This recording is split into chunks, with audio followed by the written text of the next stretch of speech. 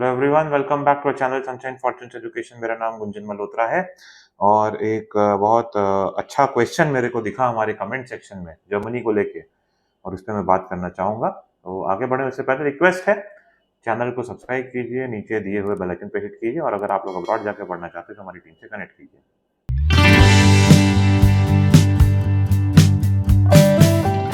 एक स्टूडेंट ने कमेंट किया कि क्या मैं इलीगली ओवर टाइम जर्मनी में काम कर सकता हूँ, एक्स्ट्रा पैसे कैश में कमा सकता हूँ।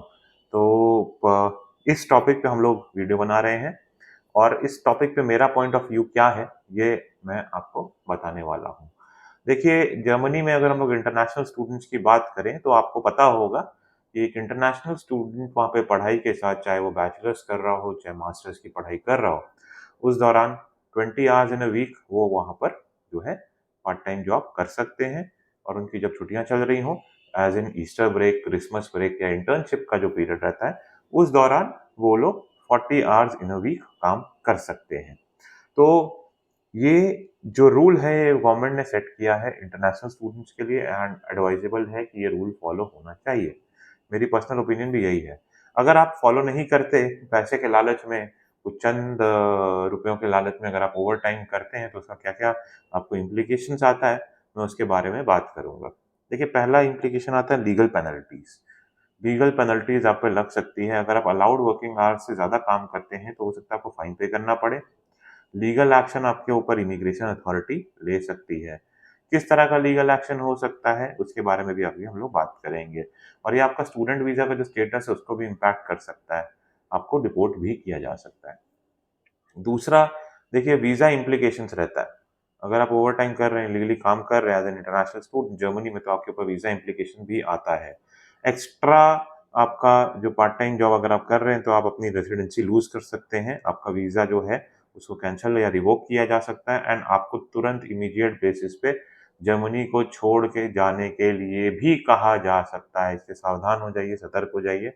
ओवर टाइम करने की कोई ज़रूरत नहीं है, क्योंकि अगर आप में स्किल है तो आप कम लिमिट का जो टाइम है उसमें काम करके ही काफ़ी अच्छा कमा सकते हैं।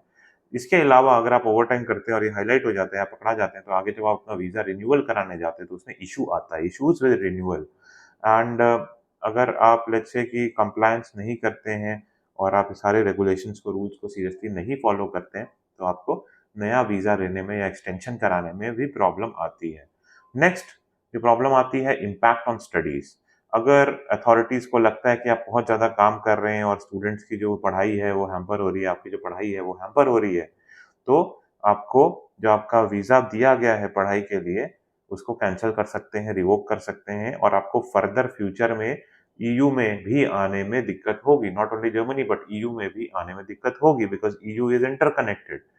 एंड लास्ट, एम्प्लॉयर कॉन्स के ऊपर भी कॉन्सिक्वेंसेस आते हैं। अगर कोई एम्प्लॉयर आपसे गलत लेवल पे काम करा रहा है, एक्स्ट्रा काम करा रहा है और आपको परमिटेड आवर्स से बियॉन्ड काम करा रहा है, कैश में पेमेंट कर रहा है, और अगर वो पकड़ाता है तो उनको भी भारी पेनल्टी जो है वो जर्मन गवर्नमेंट को देनी पड़ती है। तो ये डिटेल्स मैं आपके साथ शेयर करना चाहता था।